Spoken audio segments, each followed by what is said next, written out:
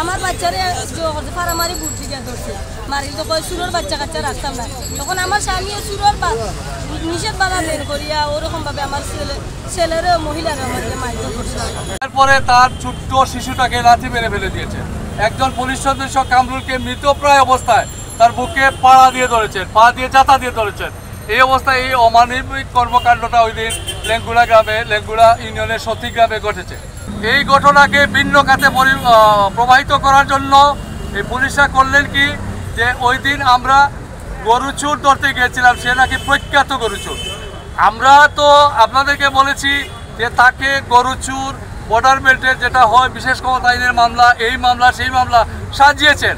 এরপরে আমরা মামলা করার পরে আমরা দেখেছি, আমরা ফেসবুকে অনলাইনে দেখেছি পুলিশের মহল, পুলিশ মহল একটা ওনাদের একটা হয়তো ওনাদের বিভাগীয় কোনো মিটিংয়ে বক্তব্য রাখলেন যে ওই এলাকার সতী গ্রামের গোয়েনঘাটের, বৃহত্তর গোয়েনঘাটের নাকি খুব বড় একটা বিশিষ্ট গরুচুরকে ধরেছেন।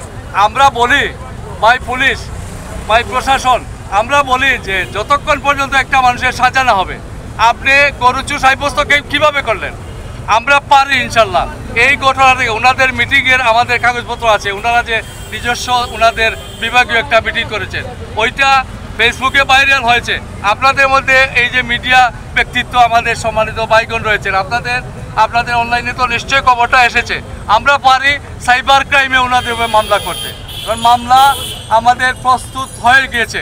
সাইবার ক্রাইমে মামলা হবে, তাকে কিভাবে গরু চোর, এবং নাকি ওনারা বললেন যে গোয়েনঘাট থানা জুড়ে নাকি ওই দিন মিষ্টি বিতরণ হয়েছে। এত বড় গরু চোর, আপনারা মামলা দেখান কতটা মামলা? আমি যতটুকু দেখেছি আমার চোখে একটা গরু চোরের মামলা সাজানো পেয়েছি, ওই একটা মামলা তাও সাজা হয় নাই, বিচার চলছে। আর ওনাদের যে এই গুলি করার, এই অপরাধ করার, ন্যাক্কার জন্য ঘটনা করার, যে ওনারা এই ঘটনার কেন করলেন, ওনারা নিজের প্রত্যেকটা বিষয়ের যারা অপরাধ করে তাদের নিজস্ব একটা ক্লু রাখে। ওনারা বললেন যে আমাদের ক্লু হলো আমরা আসামি ধরতে গিয়েছিলাম এবং সে নাকি ওই দা বা কিরিচ ইত্যাদিতে আক্রমণ করেছে, সে এবং তার পরিবার। সিলেটের পক্ষ থেকে আজকে মানববন্ধন আয়োজন করা হয়েছে। আজকে কেন আয়োজন করেছে আমার নিজ ব্যক্তিত্বকে ধন্যবাদ জানতে চেয়েছেন, সেটা হলো গোয়েনঘাট থানা লেঙ্গুড়া ইউনিয়নের সতী গ্রামের একজন লোক, তার নাম হলো কামরুল ইসলাম। তাকে নাকি ওনারা ধরতে গিয়েছিলেন, তার পূর্ববর্তী মামলা 4টা বা 5টা মামলার আসামি হিসাবে সে পলাতক আছে। ধরতে গিয়ে ওয়ারেন্টভুক্ত আসামি ধরতে গিয়ে সে বাধা দিয়েছে, সে নাকি আক্রমণ করেছে কথিত মতে, সে নাকি আক্রমণ করেছে, তার পুরো পরিবার আক্রমণ করেছিল এবং ওনারা নাকি আত্মরক্ষার্থে ওনারা গুলি করেছেন। এই হলো আমার এই জব। ওনারা আক্রমণের শিকার হয়েছিলেন, আত্মরক্ষার্থে বলেছেন। আসামি ধরতে গিয়েছিলেন, পরে দেখা যায় তারা আক্রমণ করেছিল ওনাদের কথিত মতে, নিজেদেরকে আত্মরক্ষার্থে এই গুলি করেছেন।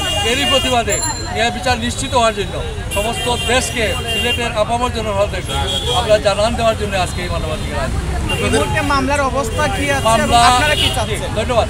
মামলা করেছি আমরা।